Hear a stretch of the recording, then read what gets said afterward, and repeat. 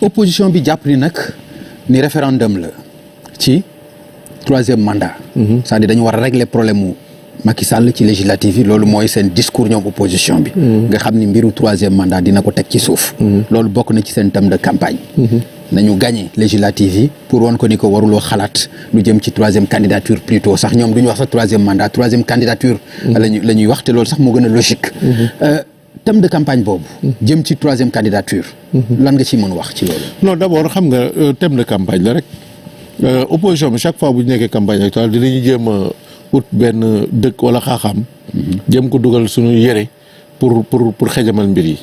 mais man dama jàpp ne débat bu nekk ak moment bi mu war a jotee gis nga législative yi locales yi passé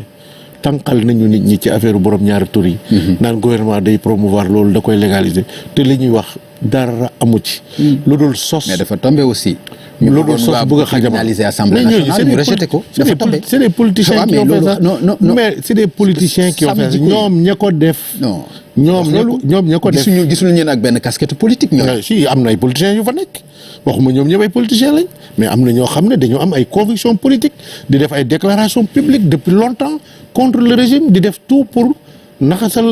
nu mu tudd sax. nguur gi wàññi seen doole.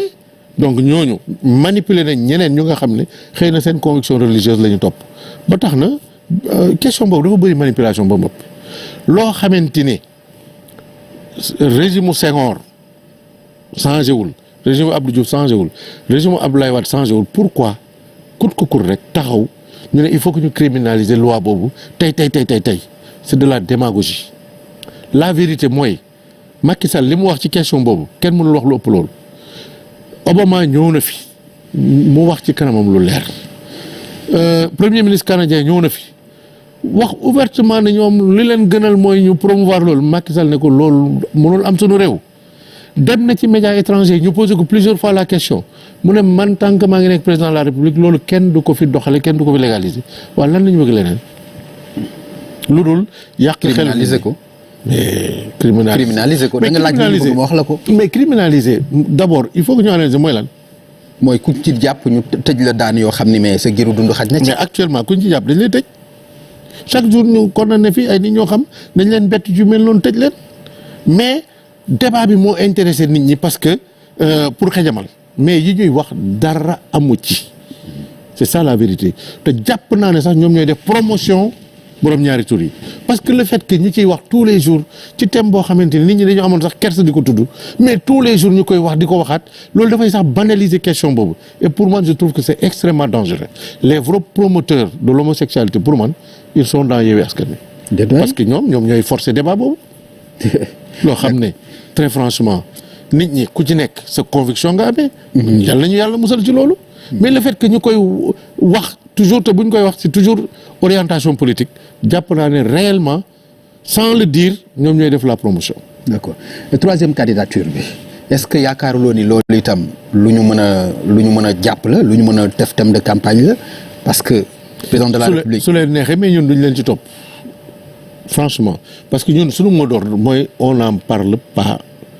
quand on décidera d'en parler on va en parler vraiment duñ leen ci topp parce que c'est pas waxuñu waxu élection présidentielle législative la ñuy wax le président il est élu ba 2024 war a liggéey ba 2024 ñuy voter assemblée bu ko war a jàppale ci majorité ñun ci loolu la ñuy concentré wu ak le programme économique bi nga xam ne dañ ko war a yeggali mais du ñu nekk ci ay débat troisième mandat parce que ñun amuñ ci benn intérêt premièrement ensuite du actualité. ok ngeen di dem nag ci ay élections yoo xam ni dañuy jàpp ne da ngeen war a dérouler parce que élections yoo xam ni titulaire coalition bi gën a dëgër. bokk ci. mais wax dëgg yàlla xanaa élection yi war ngeen mën a dérouler quand même warul mën a nekk ay élection yu jafe ci yéen mais comme on a parce que tey bu fekkoonte ni non bu fekkoonte mais on a toujours déroulé élection locale yi donte man Aliou Sall gagné wu ma mais on a gagné l'écrasante majorité des collectivités territoriales loolu tamit c'est des faits Dakar mais Dakar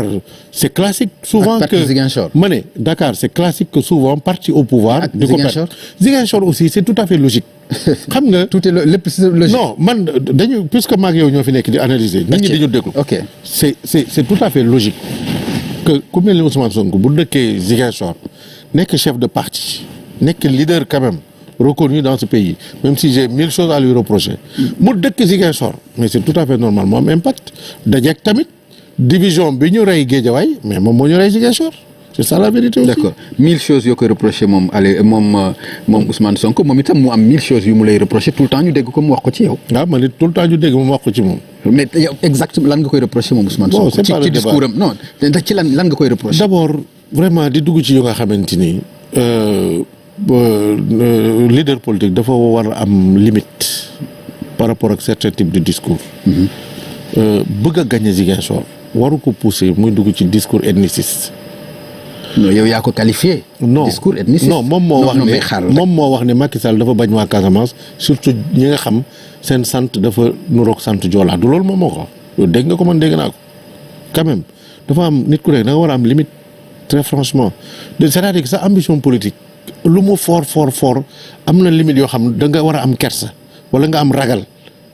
xam ne lii su ma ko waxee mun na jur conséquences yoo nga xam mara démis nga am retenu parce que loolu li la koy may mooy nga teg sa réew sa kanam bañ a jiital sa ambition parce que bu dee ku nekk sa ambition ak la nga bëgg rek ngay topp mais su boobaa réew mi dafay tas te quand même homme politique sénégalais ba fii ñu toll tu as beau tout leur reprocher mais am nañu retenu dañuy def effort tamit pour que affaire waaso bañ fi am te moom li muy wax amul benn réalité bu koy firndeel du ci nekk ci gouvernement bi ñi nekk ci gouvernement bi kenn ràññeewul kuy joolaay ak sooseek ñëpp nga ciy fekk sunu armée sénégalaise bi boo demee waxuma la sax armée bi en général mais boo demee Casamance ña fa nekk di gérer la paix joolaay yaa ngi ci soose yaa ngi ci ñëpp nga ca boo foo dem ci Sénégal ci activités yi ñëpp nga fay gis waa nga mën a yëkkati sa kàddu avec légèreté et je trouve avec mais dafa am contexte aussi dafa am contexte. mais ak contexte dañu nekk ci violence am lu fa xew ñu rey fa ay nit. mais ak contexte ñu jël bal dóor ko ay nit ñu dee. gis nga contexte yooyu moo tax ñuy wax ak contexte bu mu munti doon su ma doon moom du ma wax loolu parce que loolu li mu mën a jur musiba bu ëpp loolu contexte boobu ngay wax il y a de la retenue quand on est quand même waxuma sax homme d'état mais quand on est un patriote da ngay bëgg sa réew da ngay ragal yenn yi di ko wax wala di ko jéem wala di ko def ndax mën na tas réew mi mais su fekkee yow amoo benn retenue loolu rek sa ambition bopp mais su boobaa vraiment je crois que war nañu seexlu sax di déglu li ngay wax. mais donc apprécier nga le fait que ñu waxoon duñ dem ci élection yi génnaat ci. dem ci élection législative yi. Yewwi Askan Wi loolu soob la woon rek y a des gens assez expérimentés yu nekk foofu xam ne élection Sénégal saa yoo ko boycotté mais da ngay perte lu bari loolu du stratégie laaj ko ñoom Moustapha Niasse ak yooyu bi fi Ablaye Wade demee législative ñu ne boycotté toog nañ lu yàgg nga xam existé tuñ politiquement Ablaye Wade déroulé pendant presque 12 ans. non pourquoi nga wax soob la c'est-à-dire. xam nga bu gëmuñu ko parce que dara xewu fi lu tax ñu changer conviction dañ doon wax rek pour faire monter la mayonnaise pour xalaat ne xëy na nguur gi dina reculer wala médiateurs yi jóg bañ leen yërëm dugalaat seen liste titulaire loolu la woon rek mais xam nañ ne quand même ñoom en tant qu'acteur politique il peut pas se permettre ne dañuy boycotter élection législative te dara xewul. kenn tooñu leen. la preuve seen leader ci boppam bind na ci internet ne wax dëgg yàlla naruñu dem élection parce que ñun ñoo def erreur. xam nga kon li ci des yëpp li mën naqari nag mooy di soob ba ay bakkan wadd ci te ba léegi regretté woo ko waxoon ne def naa erreur et ça franchement c'est pas pardonnable.